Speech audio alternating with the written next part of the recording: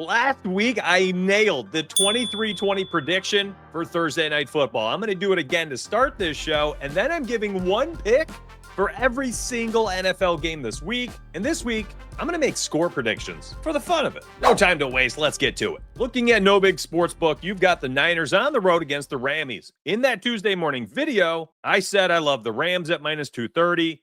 And the Rams minus 5.5. And I told you I think this line moves to minus 6.5, if not minus 7.5 by the time the game begins. Now, last week, I talked about the certain scores and numbers that are important when you're betting sides and totals. I said 43.5 was one of the most important numbers in totals betting. I said you get a lot of games are 20-20, field goals kicked, they finish at 43. Give me under 43.5 for Thursday Night Football. And we cashed it. It was insane. It actually happened just the way I said it. And while 46.5 isn't as important as the 43.5, it still has another field goal multiple. And I also think this game hits the under. Let me make my prediction here in a minute. All right, I'm down here for a second. Hello? Pay attention. Because I want to build out a little parlay for you, and I think this is an interesting idea. If you think the Rams can win this one, run out the Rams. If you think the under can hit here, you go under 46.5. And then if you think the Niners can cover, you could probably tease this up to 10.5, cover the touchdown and field goal barrier there, that hurdle, and make a fun little Thursday night parlay. I'm a little concerned. And while I'm going to talk about player props later, right now I want to talk about Brock Purdy and Mac Jones. In week 4, Mike Shanahan said that Mac Jones actually is more questionable than Brock Purdy to play. He's got a knee sprain. Nobody's talking about it, but they should be, because Brock Purdy re-aggravated his toe injury in the week 4 loss. So you have two questionable quarterbacks going into Thursday night.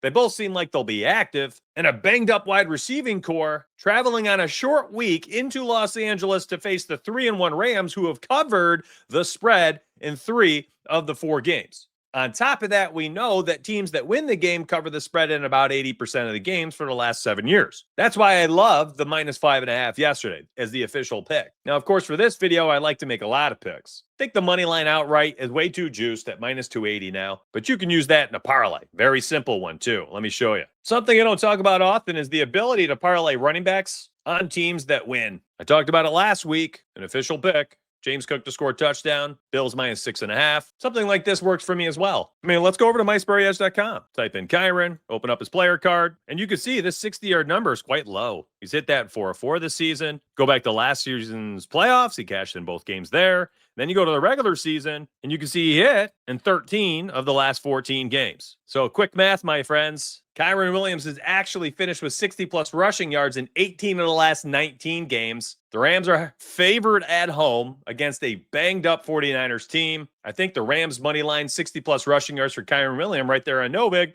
It's a really good start for Thursday Night Football. Kind of feels like low-hanging fruit. I think the Rams win this one 27-17. All right, next up, we've got another international game. The Vikings staying overseas after they put on the poop show for Carson Wentz. That offensive line was a mess against the Steelers in Dublin. And now, good freaking luck to Carson Wentz and that O-line against the defense of the Cleveland Browns. And this one's in London. Yeah, back-to-back international games for the Vikings. Good freaking luck to them and that O-line against this defense that, yes, they've given up some points to the Lions and Ravens. Who won't this year? Those offenses are insane. More often than not, they're going to score 30-plus points, especially when Joe Flacco turns it over 2-3 times per game and they have so many 3-and-outs. The defense just gets tired. 45 minutes on the field is nuts. Things will change this week. I not only think the Browns can win this one outright, but that Dylan Gabriel third-round draft pick starting for them could be a boost for the offense. Joe Flacco, just dead in the water at 40 years old. He's cooked. He was elite at one point in time. Huh? Who remembers that one? Did I age myself? And actually, I should probably have said this at the top of the show. This week, I did not run the 10,000 simulations model for every game. I've been using that for my weekly picks. And as you see down below, this is the simulation model tracker. It's been awesome. Up 16.3 units for the game models only through 4 weeks of football. And I'll share this one caveat with you, the viewer, right now on public YouTube, because you keep liking my videos and dropping 400 comments last week. Thank you for that, by the way. In the videos, I've been giving my money line picks. Basically, every single game I pick the winner. Now, some of those picks, like the Rams, you got to get cute with, right? They're juiced, minus 280. Run it with Kyron Williams, 60-plus rushing yards. Last week, the Bills, you had to go James Cook anytime touchdown, minus 6.5 cover. But there's about 6 to 8 picks per week from my list of winners that have good odds, straight odds, viable plays. I've been using any of my picks at minus 160 odds or better, meaning minus 160, minus 125, plus 130. Those picks so far are 19 and 11 for 6.5 units of profit, meaning every single YouTube show up to today, I have given the 10,000 simulations model away for free in public for the first 4 weeks. And you could have gone 19 and 11 using those specific individual picks for 6.5 units profit. Overall, the picks have gone 46 and 17. That means on all the other picks that are worse odds than minus 160, I'm an overall record of 26 and 6. I'm telling you right now, if you've been using the video, you've been making profit, which is why this is the most viewed video every single week. But this week, that simulation model won't be run until Thursday morning due to all the injuries. And the only place you're going to be able to see it and get the actual Sims model picks is going to be the VIP link. We show you every single game-by-game pick, money line, side, total. We show you the rankings list based on how confident each pick is inside the model. And I show you the actual list of money line straight picks each week. Meticulously tracked, clarity provided, VIP only. Today's picks, they're from my heart, from my gut, and the marble's up here. Big difference. So with that in mind, I like the Browns, Dylan Gabriel, and this defense to cover plus 3.5. And if you're feeling spicy, outright winners, baby. I think they win this one 20-16. Next up, we got Texans and Ravens. Both teams are 1-3 against the spread. Ravens are at home. 1-3 overall record. We're likely going to see Cooper Rush at starting quarterback with Lamar Jackson tweaking his hamstring. This is actually a pretty good free agent signing, getting Cooper Rush, who did pretty well last year with the Cowboys. Actually, the team was much better the second half of the season with him. I think he can keep this offense afloat. Of course, 30-plus points likely not within reason anymore without Lamar, but they should be a competitive team. They just keep losing all the close ones. This one's probably going to be close, though. Both teams 1-3 against the spread. Both teams 1-3 overall. Ravens get a nice little bump because they're at home. Texas defense pretty good. I think the under hits in this one. I think the Ravens win it. I'm intrigued to see what the 10,000 simulation model does with this game.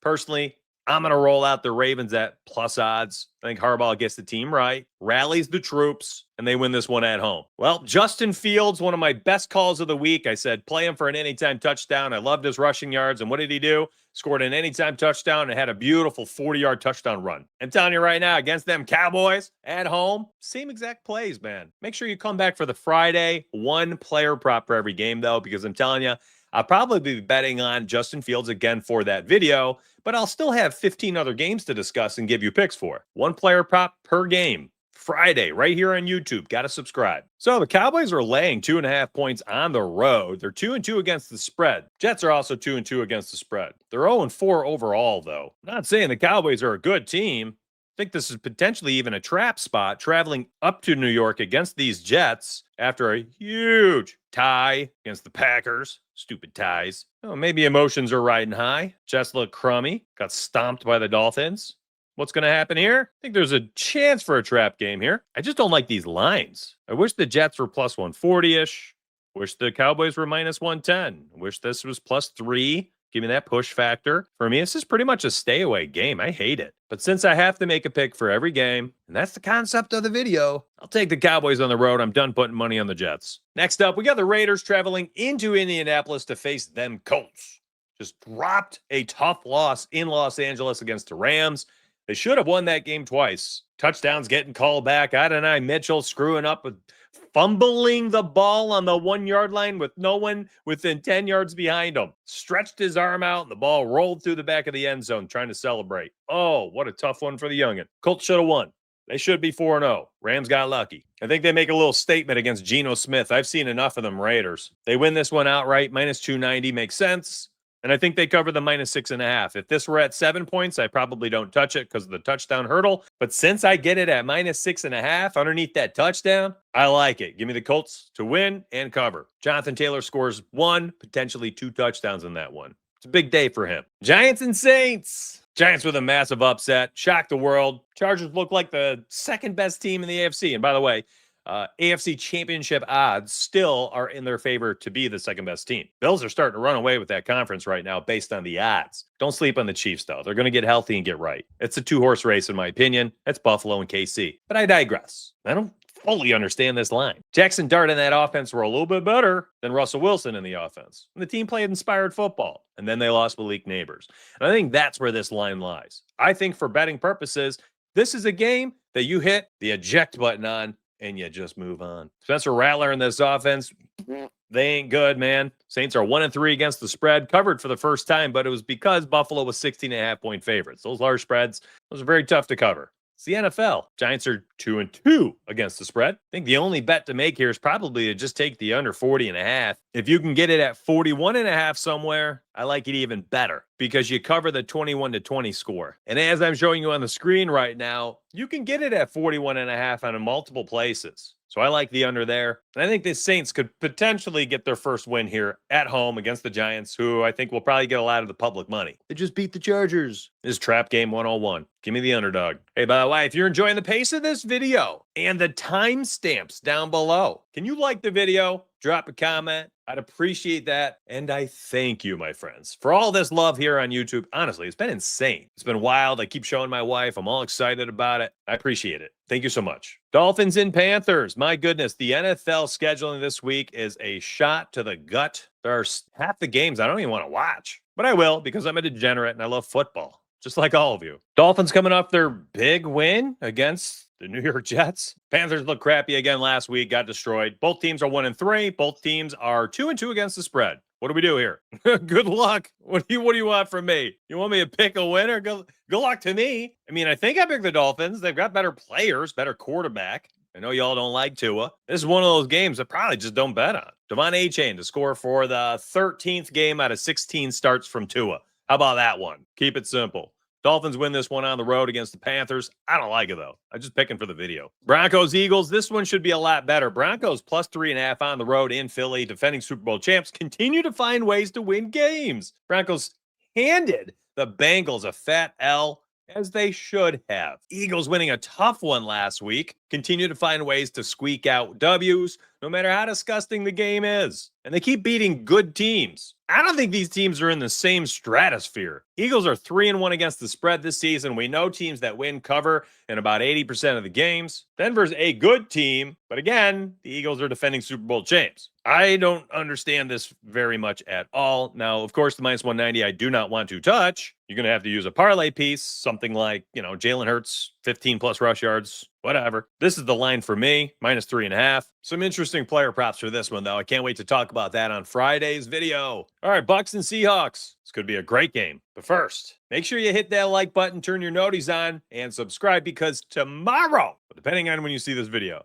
Thursday, 9 a.m. live show. Sunday, 9 a.m. live show. That's right. Live for Thursday Night Football at 9 a.m. Picks and parlays, baby. It's the D-Gen hour. And then Sunday morning at 9 a.m., I'll have picks dialed up and ready for you for the 9:30 a.m. game in London. And then after that game begins, we'll move over and finish off the other 14 games of the NFL slate for about another hour, hour and a half. Pure degeneracy, my friends. Lots of W's are made on those live shows because we get loose and we just let it rip. Subscribe and turn your notifications on. You don't want to miss. All right, that Baker Magic looked like it was going to come out, potentially beat the Eagles or cover the spread at the very end. Second half, Tampa dominated the game, but they lost. Again, that's why I like the Eagles to win this week as well. They just keep winning games, man. They're just the best team in the NFC. Now, this one, though, we got 2 3-1 teams, both playing pretty well on both sides of the ball. Both teams have covered the spread 3 out of 4 games they've played. Seahawks are at home, laying minus 3.5 points, minus 167 favorites. Baker and all that magic getting plus 3.5 on the road at plus 163. Nobody in the NFL has covered this spread more as an underdog over the last 2.5 seasons of football than Baker Mayfield. Almost 50% of the time as an underdog, not only do they cover, but they've won as underdogs. And you're giving me a plus 163. So I don't mind the little sprinkle on the plus 163. I'm excited to see what the betting models say Thursday morning when I run those for my VIP members. My personal feeling about this game is the Bucks go into Seattle and the 12th man. Baker in this offense squeak out a W, and I love the plus 3.5 because we get covered by that field goal and a hook, meaning they could lose this game 27-24. That's a 3-point differential. So plus 3.5 means we win that bet. So if you don't feel good about the plus 160 and you don't want to take them for a win on the road in Seattle against a good team, then I think the plus 3.5 is a great play. Player prop wise, there are a few that we're going to look at for Friday's video. Make sure you come back. Titans and Cardinals. Have fun with this one. Again, this will be on the Octo box or whatever for me, but it's not going to be one of them that I'm looking for and seeking out. Titans are 1-3 against the spread. Cardinals are 2-2 against the spread. Titans are winless. I don't know if they have their quarterback yet. This team is wretched. Tennessee fans just in shambles. I'm not sure if this is even a letdown spot for the Cardinals, but I do not like a 7.5 point spread. Remember, at minus 6.5, I start to get interested. 7.5, well, now they've got to cover by either a touchdown and a 2-point conversion or a touchdown and a field goal or 3 field goals. 2 scores is a lot in the NFL. No matter how you slice it and dice it, the Cardinals are the better team. But again, 8 points is a lot of points to cover here. I'm not very interested in that. I think the only interest I would have would be in the total, but at 41.5, I'm not thrilled with it. Give me the Cardinals to win this game. I don't want to touch it in any other way other than potentially putting it in a parlay piece. But even then, I'm just picking a winner for the game. I'm not betting on this one. Lions on the road against Cincinnati, who we all just saw on Monday Night Football just get handed a fat L. Offense looks shaky. Line looks bad. Now they're facing the potentially second best team in the NFC, top 3 or 4 team in the NFL, and they are at least at home, so that's a good thing for them. That's kind of where the good things end. This team's in shambles. Lions are up here. Bengals don't even fit on my webcam. 10.5 point spread, though. That is quite large, and I still don't think it's an issue. Lions are 3-1. They've covered in all 3 wins. Bengals are 2-2. They're only 1-3 against the spread. They're on a short week. At least they're coming back home, so there's that. I guess that's a positive. But I think the Lions can cover this one. But I tell you right now, week in and week out, I continue to say Lions money line with Jahmyr Gibbs anytime touchdown. It's cash 3 of 4 games. Now this week it's a little juicy. It's going to be very much like the Bills money line with James Cook last week. But we took an alternate line for that one, minus 6.5 for the Bills. I think you could do something similar with the Lions, even something as simple as minus 2.5 with Jahmyr Gibbs for a touchdown. Got to think outside the box sometimes. John Bates, Noah Brown, Terry McLaurin, and Jaden Daniels all either hurt this past week or have missed a couple games. So why in the world is this spread at plus 2.5 heading into Los Angeles? I think this is very indicative of the fact that Vegas thinks that Jaden Daniels is going to play this game. Now, as of this recording this morning, I don't have the official injury report yet. It's not out. It'll come out Wednesday afternoon during or after practice for Washington. So everything I'm saying here is conjecture. I think that he's going to play, and that's highlighted by the line. Otherwise, I think they'd be plus 5.5, plus 6.5 from Mariota on the road. The problem is, I think this is a really tough spot. Chargers are going to be in a get-right spot after a really bad road loss against the Giants and Jackson Dart. Chargers are 3-1 covering the spread. Of course, all 3 wins have covered the spread each time. Kind of how it works, 80% of the time. I don't like it at plus 2.5, even with Jaden Daniels. Again, I like to cover that 3.5, or at least have the 3 points. The push opportunity when you get 3 is just huge, man. I can't cover that enough. Teams lose by a field goal all the time. The minus 148 is a little juicy for a money line play, but, my initial thought is that regardless of who's in there for Washington, I think the Chargers get themselves right this week. Marion Hampton looked good running the football. I think they get back to the roots a little bit, hammer the football, set up the play action. They did things opposite last week for some reason and did not work or look good. Give me the Chargers at home. Should be very competitive and very fun if Jaden Daniels is active. And if Daniels ends up being out, I think this line moves to minus 180 or so, and you'll have yourself one of the best bargains out there. 2 primetime games, Patriots against my Bills, baby. Going to watch the Bills on primetime all year. I love it. Now, Bills minus 7.5 is a very interesting line. The Patriots are not a good team. They were supposed to be much better this year, but they have not shown it to me. They are 2-2, and they're 2-2 against the spread. Bills are 4-0, 2-2 against the spread. The 2 times they did not cover were against the Saints and the Dolphins when they had massive spreads. This is not a massive spread. 7.5 points. Now, while I wish it was 6.5, I still think that this is a coverable line for a team I expect to win. And I've got an absolute W for anybody that is one of my VIP members, and I'm keeping it withheld. I am sorry to YouTube today. There's a play in this game That's an absolute stone cold lock for me for Sunday night. For YouTube, I'll tell you now, I don't mind the -7.5. Of course, love them to win this game outright. Last, but certainly not least, the Chiefs on the road against Jacksonville, coming off their big win against San Francisco. Chiefs getting a big win against the Ravens at home. Jags are quietly 3-1 against the spread, 3-1 overall. Chiefs 2-2 in both categories. Now, I want to wait until later this weekend because I'm telling you, it's super early Wednesday morning. Like, I'm doing my best with the information on hand.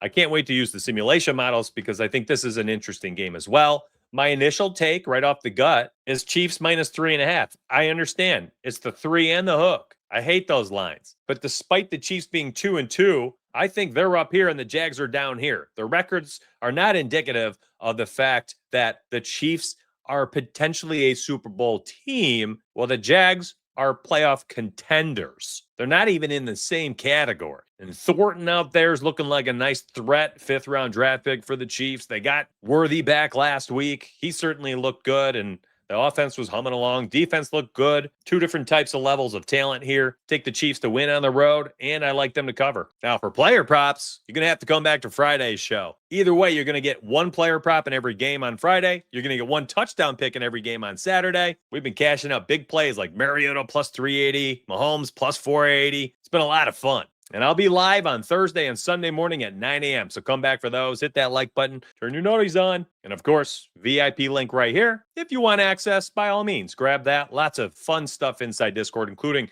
+2,800 banger put together by Your Betting Edge inside his channel. Brand new staff member, +2,800. Pretty cool to win that one on Monday Night Football. We'll have our primetime parlays and all the goodies this weekend for VIPs. And I'll see you inside Discord, my friends. Let's get paid.